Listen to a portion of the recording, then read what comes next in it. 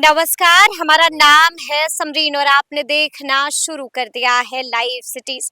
देखिए, बीजेपी ने अब से कुछ देर पहले अपने 71 उम्मीदवारों के नाम का ऐलान कर दिया है, यानी कि बीजेपी के ये 71 पहलवान मैदान में आ चुके हैं और आपको मालूम है कि किस तरह से बीजेपी के उम्मीदवारों के नाम ने सभी को चौंका दिया है। देखिए, हैरान करने वाली बात यह है कि बीजेपी के दोनों डिप्टी सीएम यानी कि सम्राट चौधरी तारापुर से ताल ठोकेंगे और विजय कुमार सिन्हा लखीसराय से ताल ठोकने जा रहे हैं। तो देखिए, ऐसे में लिस्ट को देखने के बाद आपके मन में भी कई तरह के सवाल आ रहे होंगे।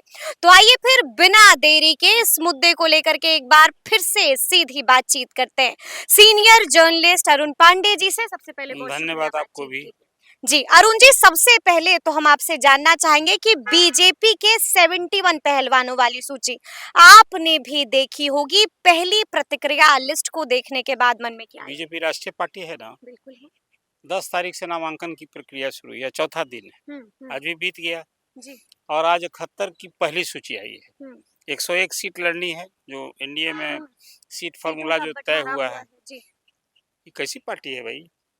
कहते हैं 365 दिन काम करने वाली पार्टी है, बूथ लेवल पर संगठन है, इतना बड़ा जिसको अमला जमला है। अब बताइए, 71 कैंडिडेट्स के नाम तय करने में नॉमिनेशन स्टार्ट होने के बाद 4 दिन लग गए। मैं तो इसको एक रूप में देखता हूँ।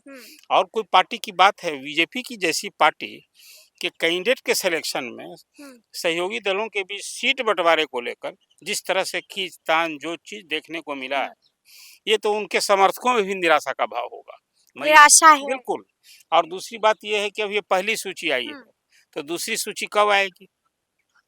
और जिस ढंग से सीट का बंटवारा हुआ है उसमें भी बीजेपी में भी असंतोष, जदयू में भी असंतोष। हाँ, बल्ले बल्ले रही चिराग पासवान की। चिराग पासवान तो बाजीगर साबित हुए कि 29 सीटें ली और उसमें नीतीश की भी सीटें घट गई। लेकिन बाजीगर तो वो है जो हार कर जीतता है, लेकिन चिराग पासवान तो ऐसे ही जीत गए। अरे बिना लड़े ही सीटें पहले ले ली। जो 14 सीटें ले ली नीतीश कुमार से और 10 सीटें ले ली बीजेपी से। अब आप बीजेपी की सीट पर बात कर रहे हैं।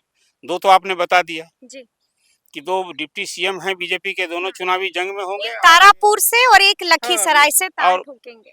सम्राट चौधरी विधान परिषद के सदस्य हैं। बिल्कुल। अब वो चुनावी जंग में भी जाएंगे। वो जो उनका पैतृक कंस्टिट्यूंसी है, जहाँ से वो उनके पिताजी, उनकी माँ वहां से रहे, लेकिन वो अपने क्षेत्र से पहली बार लड़ रहे हैं।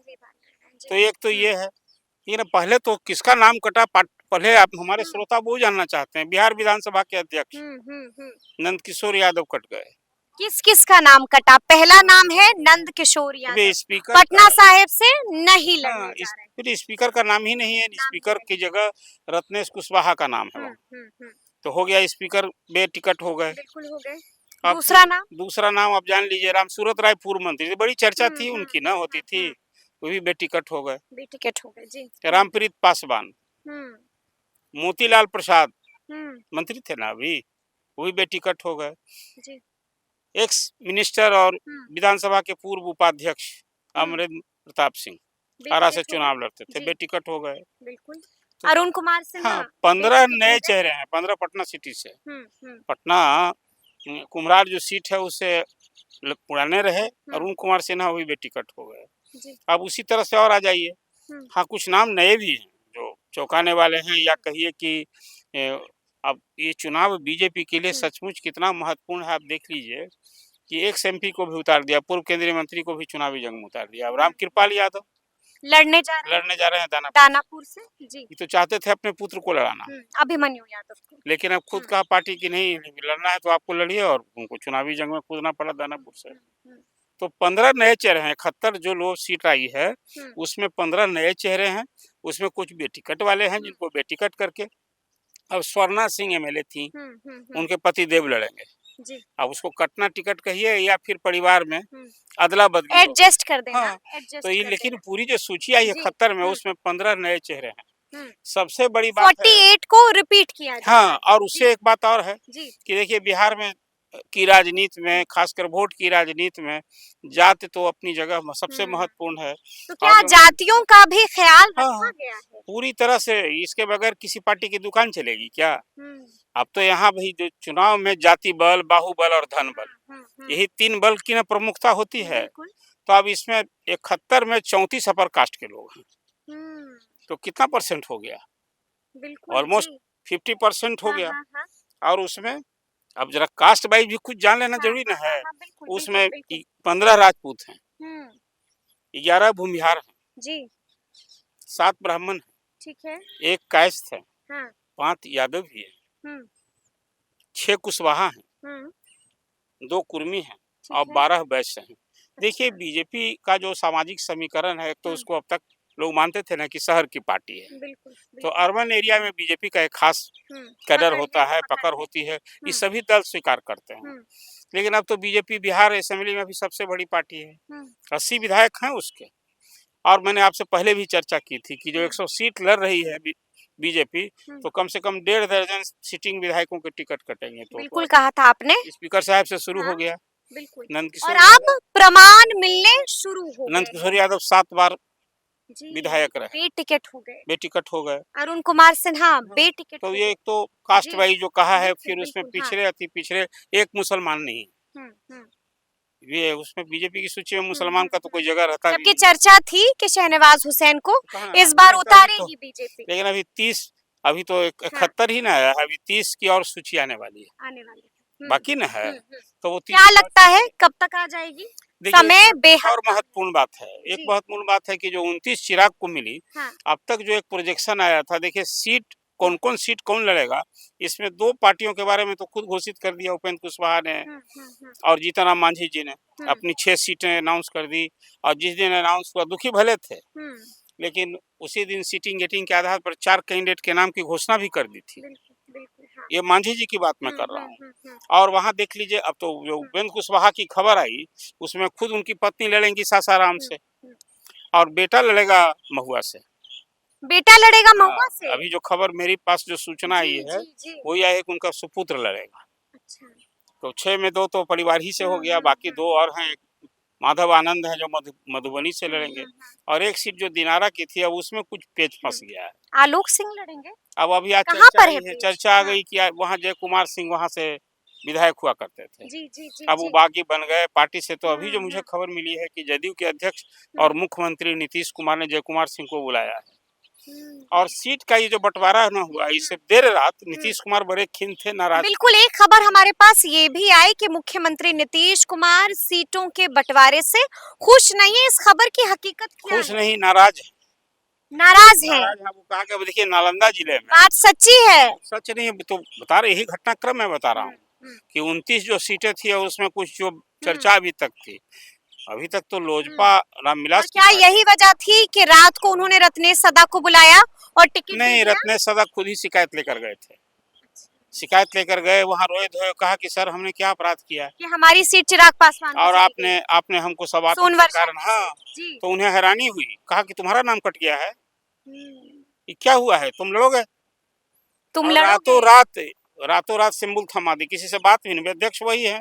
और इसके बाद फिर वो ललन सिंह को और संजय झा को तलब किया और कहा कि आप लोग क्या किए हैं, कैसे ये सीट किए? नालंदा जिला में राजगीर और हिलसा की सीट, जहां 12 वोट से हार जीत हुई थी, शक्ति यादव एक तरफ 12 वोट से हारे थे, कौन भूल सकता है। और वो उस सीट को भी लोजपा को दे दी गई थी और राजगीर की सीट की भी।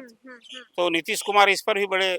तो क्या मुख्यमंत्री नीतीश कुमार अब शांत हुए हैं? क्योंकि आपने देखा होगा कि सुबह से सीएम हाउस के बाहर जमकर बवाल काटा। देखिए बाहर जो तो गोपाल मंडल, अजय मंडल ने इस्तीफा दे दिया है, गोपाल मंडल धरने पर बैठ गए थे, और सिर्फ गोपाल मंडल नहीं, कई सारे नेता और कई सारे कार्यकर्ता। भागलपुर के एमपी है, उन्होंने इस्तीफा की पेशकश की। इस्तीफा तो स्पीकर को दिया जाता है, अब वो पार्टी के अध्यक्ष को भेज रहे हैं, उसको कहिए ऑफर्स टू रिजाइन कहा जाएगा, ऑफर्स टू रिजाइन। ये नाराजगी कहिए कि नाराज लीजिए, आप ऐसे ही पार्टी चला रहे हैं तो हमको एमपी बनने का क्या मतलब है कि हमारे कंस्टिट्यूएंसी में इस तरह हम आपसे मिल नहीं पाते हैं, कब से प्रयास। तो ये सब कुछ करते हुए टोकन इसको प्रोटेस्ट कहिए, लेकिन अब वहाँ चल क्या रहा है? जेडीयू में बागी सुर सुनाई दे रहे हैं। नहीं देखिए, सुनिए 8 सीट जो अभी जो प्रोजेक्शन था कि वो लोजपा के खाते में गई है, उसमें 8 सीट में रद्दो-बदल। अब देखिए सम्राट के रद्दो बदल होगा? हाँ, हाँ, तय हो गया और 29 रहेगी, लोजपा हाँ। की सीटें 29 रहेंगी। ठीक है। लेकिन जब तक जो घोषित सीटें थी, हाँ। उसमें अब आपने सुना नहीं दानापुर में पहले था कि लोजपा लड़ेगी। अब तो रामकृपाल की फील्डिंग हो गई। बैकुंठपुर से क्या चर्चा थी? जी। अब वहाँ से देखिए वो मिथिलेश तिवारी की फील्डिंग हो गई, वहाँ घोषणा हो गई। तो कुल मिला-जुला करके इसी तरह यानी कि रातों-रात ये तमाम चेंज हुआ। हुए हैं। हाँ, तो अभी तक देखिए सूची नहीं आज 71 की अदला-बदली हुई है सीटों की ज्वाइंट रातों-रात। पीसी में होनी चाहिए थी। होनी चाहिए थी। चिराग तो जी। आज चंडीगढ़ में है, वो जो एक एसपी आईपीएस हाँ, ऑफिसर जी, ने जो जी, कर जी। लिया था, हाँ, हाँ। वहाँ गए थे उस परिवार से मिलने के लिए। वो निश्चिंत हैं। अब वो नरेंद्र मोदी के हनुमान जो ठहरे, 29 सीट उनको मिली है, 29 सीट तब मिलनी ही मिलनी है। अब सीटों की कुछ अदला-बदली होगी। लेकिन यही है। संख्या ज्यों की हाँ, त्यों संख्या अभी रहेगी। ज्यों की त्यों रहेगी ज्यों की त्यों और रहेगी। उसमें यही है कि अब अभी जदयू की भी कुछ घोषणा हुई है और लेकिन बीजेपी ने तो 71 की आधिकारिक स्वाभिमान देखिए सबसे इंटरेस्टिंग ये है कि महागठबंधन से भी अब कोई न तो सीटों का फॉर्मूला तय हुआ, लेकिन सब नॉमिनेशन भी शुरू हो गया। नहीं, मेरा अंतिम सवाल आपसे यही है कि महागठबंधन में क्या चल रहा वहाँ है? भी यही महा सस्पेंस दिख रहा और है। वहाँ नेशनल पार्टी है कांग्रेस। गठबंधन रहेगा ना? नहीं, गठबंधन तो रहेगा। देखिए गठबंधन में अब ये गठबंधन जो है वो अब गांठ वाली बात हो गई थी। 2 दिन से वही हो रहा है। बीजेपी की कांग्रेस की अलग भ्रिकुटी तनी है और आपने देखा कि मुकेश सहनी दिल्ली जाते हुए कह रहे थे कि महागठबंधन में हम जा रहे हैं बीमार का रोगी इलाज कराने। बीमार हो गई है। फिर सफाई दिए कि नहीं मैं बीमार नहीं था, महागठबंधन में कुछ बीमारी आ गई, अब सब ठीक हो जाएगा। लेकिन कुल मिला जुलाकर कांग्रेस की जो भ्रिकुटी तनी या वहाँ प्रॉब्लम थे मुकेश सहनी और उसमें था कि भाई उनको राजद का कुछ सीट जो है राजद का कैंडिडेट होगा या उनका सिंबल पर लड़ना पड़ेगा। ये सब कुछ तो शायद मुकेश सहनी ने कह दिया कि भाई हमको जो सीट मिलेगी हम कोई दूसरे के सिंबल पर नहीं लड़ेंगे। लेकिन घोषणा नहीं हुई और वहाँ भी सिंबल बांट दिया था लालू जी ने, दर्जन भर फिर सिंबल वापस किया गया। हाँ। वो राहुल गांधी की आपत्ति थी कि भाई अभी आपने सीट भी तय नहीं किया और आपने बांटना शुरू किया। देखिए फोटो के साथ आ रहा है लालू जी का। वही कारण था कि जब दिल्ली से लौटे तेजस्वी यादव तो भड़क गए। हाँ, नहीं बटा हुआ अभी सब लौटवाए और आज अब सबको फिर अब अनंत सिंह को कहाँ लौटाया गया। तो अनंत सिंह अपना जो लिए थे वो दे दिए, हालांकि वो जदयू से लड़ रहे हैं। अब उसी तरह से विजन यादव वहां दे चुके हैं। अभी तो घोषणा नहीं ना हुई है, तो सीट की घोषणा नहीं हुई, कैंडिडेट की घोषणा नहीं हुई और नॉमिनेशन लोगों ने शुरू कर पहली बार ऐसा देखने को मिल रहा है इस बार किया था लालू जी ने, आप याद कीजिए। जी लालू जी की हाँ, शैली। लेकिन इस बार जो हम देख रहे हैं वो तस्वीरें वाकई में चौंका रही हैं, तो अब देखना होगा। आप कहेंगे कि ना तो एनडीए में ऑल इज वेल है, ना तो महागठबंधन महागठबंधन और ये जो तरीका रहेगा ना, अब नेता तो हद पिटेगी। एक जगह नेता ना बैठ जाता है, कार्यकर्ता के लेवल पर समर्थक आपके मधुआ मजदूर हैं। आपकी ये बोली शैली और काम को लोग बहुत नजदीक से देखते हैं। चलिए तो अब देखना होगा कि आगे आगे क्या क्या होता है।